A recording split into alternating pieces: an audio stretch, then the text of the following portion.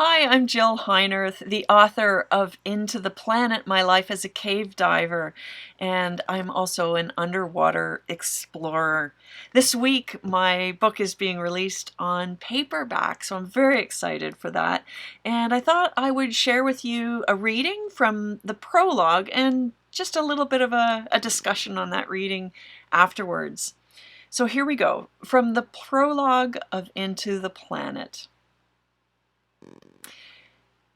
If I die, it will be in the most glorious place that nobody has ever seen. I can no longer feel the fingers in my left hand.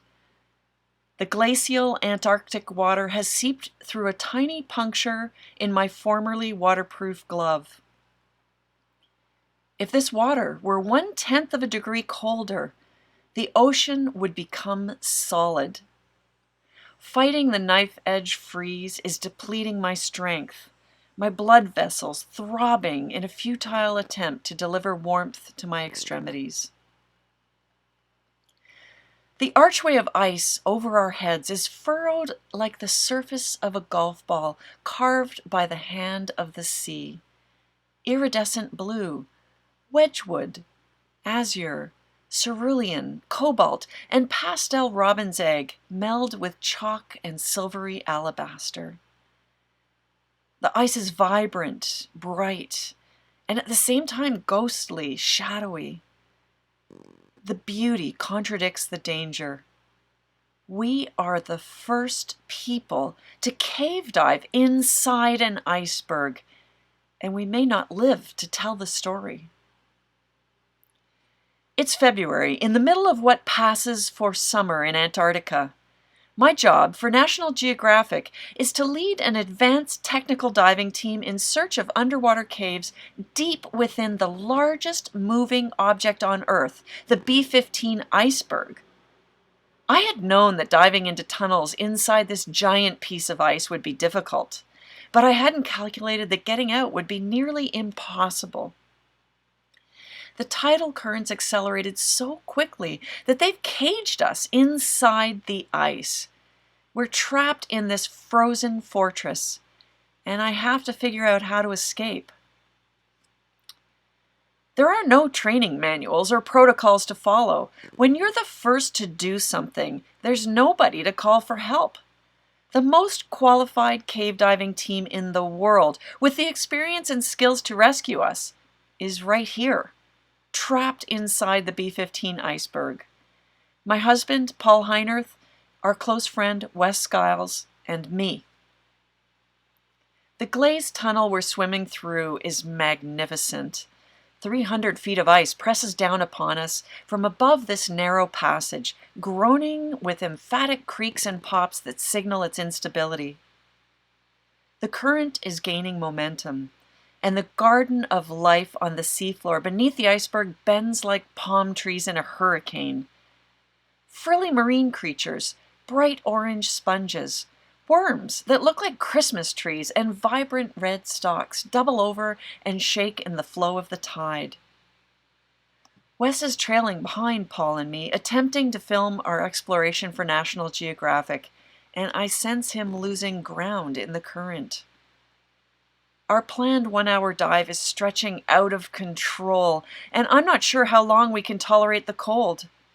Can we survive 2 hours? 3?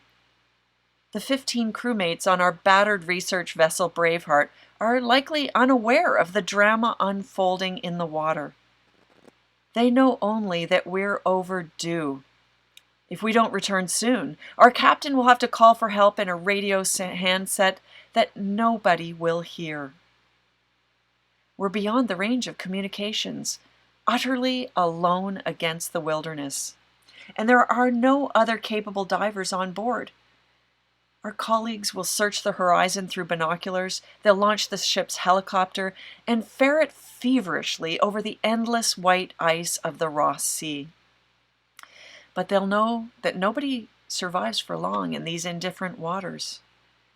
We would be remembered at best as gutsy, but more likely as lunatics. The incredible pain in my hand begins to yield to a numbness that threatens to hijack my resolve. I know that as my core temperature drops, confusion will soon follow. When the pain subsides, death is often lurking. I plunge my frostbitten hand into the doughy seafloor to pull myself forward, and columns of clay rise like smoke. I'm simultaneously hot and cold. My chest is heaving, my lungs burning. There's a beam of daylight, soft and elusive, about 300 yards away, and I begin kicking as hard as I can, latching onto anything on the ocean floor that could edge me closer to it. I can hear Paul's and Wes's heavy panting, but my mind is turning inward to my own survival as I gain 1 inch of ground at a time. How does a dying person know when it's over? They say your life flashes before your eyes, but that isn't happening to me now. All I can think about is escaping from the water that I love more than anything else.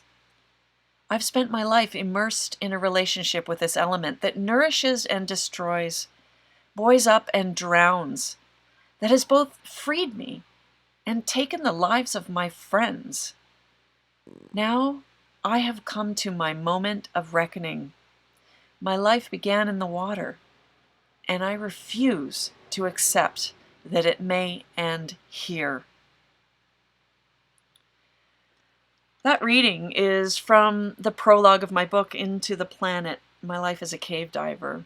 And it's about an expedition to Antarctica for National Geographic, when my colleagues and I became the first people to cave dive in this massive piece of ice that broke away from the Ross Ice Shelf, a piece of ice the size of Jamaica. This was 20 years ago, at a time when conversations were really young in terms of global climate change. But this book is more than just these amazing expeditions to fantastic places that nobody has ever been to before.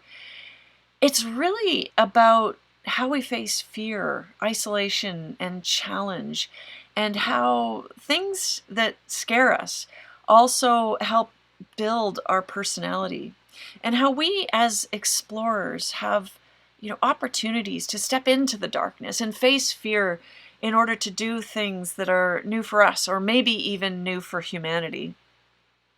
I didn't write this book for cave divers. I mean, I know that cave divers and all kinds of divers are going to find this fascinating, but I really wrote this for a much wider audience. I think that facing fear and isolation is a topic that is so current right now. And, whether you're trying to put a report on your boss's desk, or submit some new idea in your working group, we all face fear. And, these days in this COVID crisis, we're all facing isolation. We are all explorers, doing new things and just putting one foot in front of the other each day as we move forward. So if you're interested in reading more of my book, check it out. You can find it, these days online at Amazon.com, or from booksellers that have an online presence as well. And, when this crisis is over, please, support your local bookstore too. It's also available paperback, hardcover, and an audiobook as narrated by me. It gets a little gritty in some of the parts of the narration. It was hard for me to read my own book and speak about some of the challenges that I faced in my life. But I hope you'll enjoy it, and I really, really appreciate your support if you're interested in reading and purchasing it now.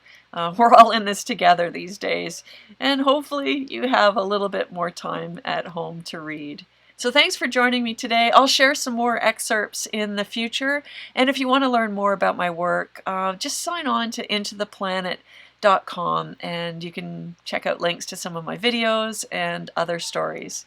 Thanks. This is Jill Heinerth.